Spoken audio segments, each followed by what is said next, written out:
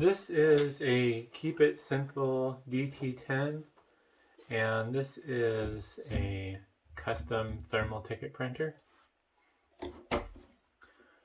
These came from a place that was upgrading, so I got a whole bunch of them a while back and never did anything with them. This particular one had a note saying that it burned up on the inside, whatever that means, so gonna find out. And hopefully be able to see what's inside of this as well. There we go. It's really tightly in there.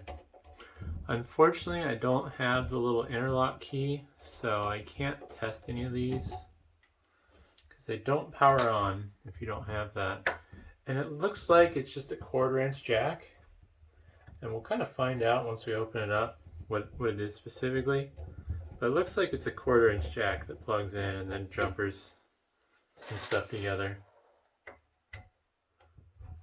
These came in 2 finishes from what I can tell, because I have some of these that are the chrome finish and then I have some that are kind of a matte black. They will be for sale on my eBay store. The listing will probably be up before this video goes live. But unfortunately, if you're not already using these in your own system for ticketing, they're really not going to be of any use to you, because you're going to have to bypass that interlock, plus you're going to have the paper and then whatever you need to program and control these, because I imagine these are going to have the previous owner's programs set up on them.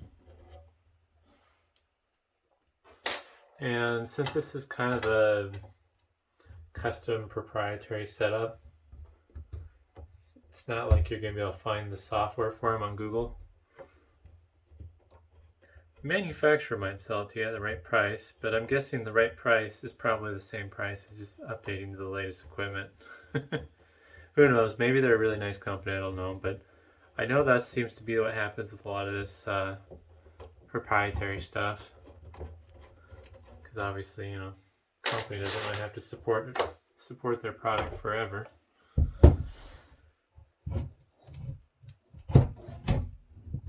Alrighty, well, this might be a little bit more difficult than I thought. Oh boy, battery backup in there.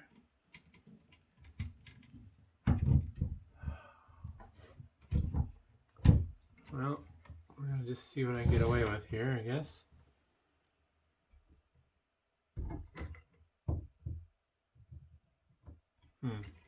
Hopefully I put those. I don't know if I'm able to remember where those go. Okay.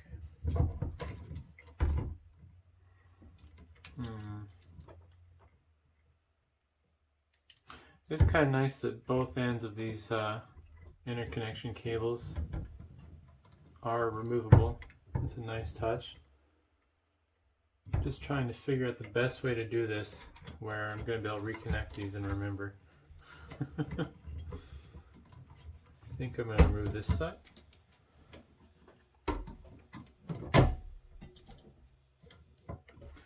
So I don't know if this is some off-the-shelf thing that they use, or if maybe they just labeled it that way. It has a Weetabix board on it, and this is the interface board.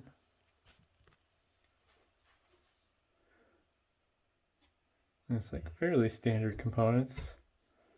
I believe. Here's the power jack. Nope, looks like the power regulation's done on the top board, which I'll show here in a second. So, not too much to see in the bottom half of the setup. Oh wow, this is tested in '99, so these are super old and outdated. Interesting.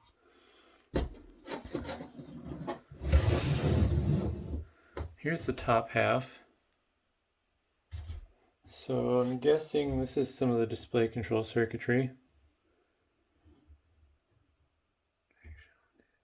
It says memory board. That must mean system memory, maybe? I'm thinking this is just some sort of like industrial computer. I'm trying to decide how far I want to go into this. I kind of want to see what this is. I'm going to have to find an appropriately sized socket to get those plastic nuts off. Oh, that's interesting. This is the display controller chips. The display is screwed onto the PCB. It's not part of the PCB. That's different. Got a little tardy RAM, lithium-ion battery for clock. That is more than likely dead at this point, though. Yeah, this looks to be just a 1/4-inch jack. The problem is figuring out what you would have to do to short those out in the or jumper them, I guess, to make it turn on. So I think I'm gonna find something that I can use to remove those plastic nuts, and then we'll see what's under that PCB. Alright, well, I got those plastic nuts off. Let's see if I can wiggle this off without tearing everything up. Fun part will be getting it back on. Oh boy, this probably isn't good for those pins. There we go. Nothing to see on the bottom, of course. And that's what those are. It's on my laptop, so I can't really look them up. This must be firmware. The processor is Siemens branded. I think I'm just going to grab the phone off my stand. Do a close up.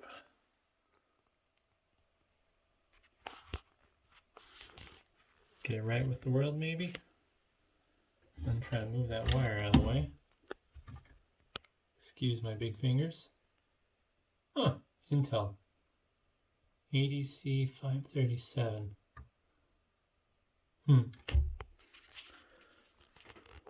Be funny if that was like a 286 in there or something.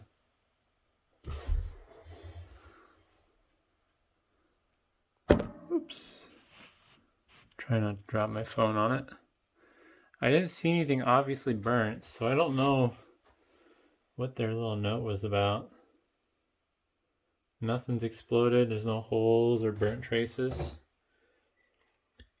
So maybe a fuse blew or something, and I don't know. But unfortunately, since there's no way for me to test any of these, they're all just going to be sold as non-working for parts repair. I don't have this interlock key, and I don't have time to figure out how to bypass it. I can't imagine it'd be that hard to figure out, but it's not worth the effort. These things are super old. They have no sales history.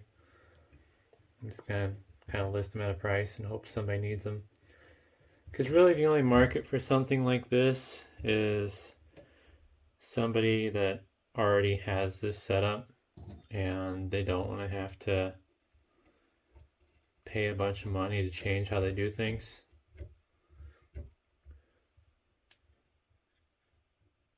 So yeah, either that or maybe somebody needs spare parts.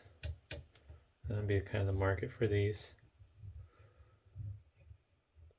But unfortunately can't power them on. I think that would be really fascinating to see what they look like, see what they're running. And I will try to put in the description what that processor is. I'm gonna have to look it up on my PC. But yeah, kind of a neat unit. All this custom one-off proprietary stuff is usually interesting in design. But I gotta figure out how to get that back together now. So thanks for watching.